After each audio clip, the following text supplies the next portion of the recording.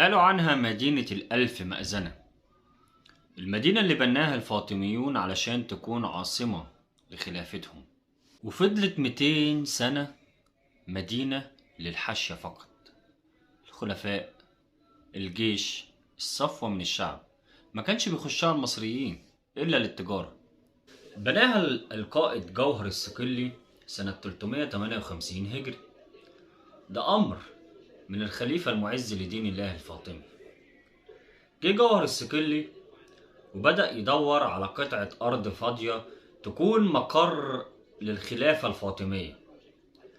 عدى على الثلاث عواصم الإسلامية اللي قبلها، العسكر والقطائع والفسطاط، أو بالترتيب الفسطاط والعسكر والقطائع، ولحد ما وصل للمكان اللي كان شبه صحراء، مكان ما فيهوش غير 4 مواضع، عبارة عن بستان كافور الإخشيدي، ودير اسمه دير العظام، وكنيسة اسمها كنيسة العذراء، وكمان كان فيه قصر اسمه قصر الشوك. خد حتة الأرض دي اللي كانت عبارة عن 370 فدان، وبدأ يأسس أول كومباوند عسكري في التاريخ. مش بس كده، ده عمل أسوار وأبواب، لا ده عمل قصر شرق كبير قعد يبني فيها من 3 ل4 سنوات، وعمل في كل ضلع من الأسوار اللي حاوط بيها المدينة بابين. حط في كل سور بابين، باب النصر وباب الفتوح، وبابي زويلة، باب البرقية وباب القراطين، باب القنطرة وباب سعادة. وشق الشارع الأعظم، شارع القصبة، شارع الشريان، شارع المعز لدين الله الفاطمي، وعمل قصر وسماه القصر الشرقي الكبير، اللي هيكون فيه كتير قوي في فيديوهاتنا اللي جاية، وهنتكلم بالتفصيل عن مسميات الأبواب والقصر الشرقي الكبير. لكن احنا النهاردة في الفيديو بتاعنا هنعرف ليه اتسمت القاهرة.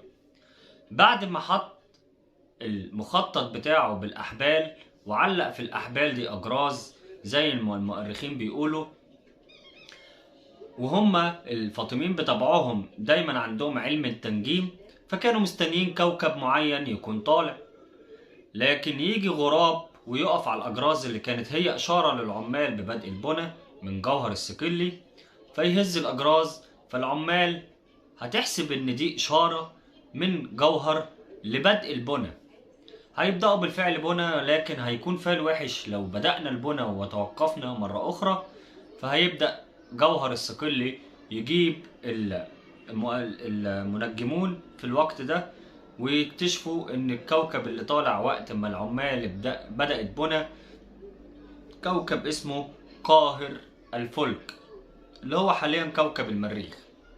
ومن هنا هيبعت للمعز ويقول له القصة ديت، فيقول له هنسميها قاهرة الأعداء أو قاهرة المعز، أو إحنا بالمسمى ده هنقهر الجيوش وهنقهر الأعداء، فهنسميها قاهرة المعز. ومن هنا يجي مسمى القاهرة. ودي كانت أول حلقة من حلقاتنا عن تعريف القاهرة وأثرها، وإن شاء الله هيكون لينا فيديوهات تانية كتير هنتكلم عنها، عن الأبواب وعن القصر الشرقي الكبير باستفاضة، وعن الدولة الفاطمية اللي حكمت مصر حوالي 200 سنة، والآثار اللي اتبنت على أنقاض القصر الشرقي الكبير والقصر الغرب الصغير اللي عمله أخوه.